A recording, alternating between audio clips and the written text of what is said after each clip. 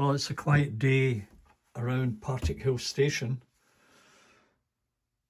Time to reflect on Getz and what I saw, what I purchased, and who I met. I'm in the middle of trying to edit a long video about Getz and our journey there and where we went after that.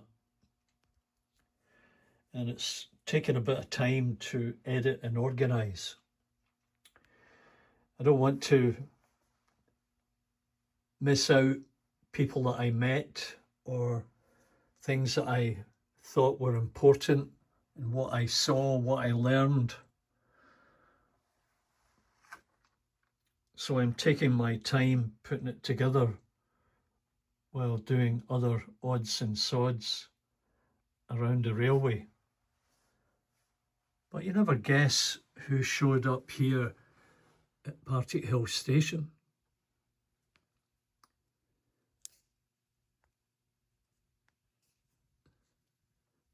The happy couple themselves, Paul and Paris, waving to everybody as they stand on the platform waiting for the train to depart back down to England. So welcome to Partickhill Station.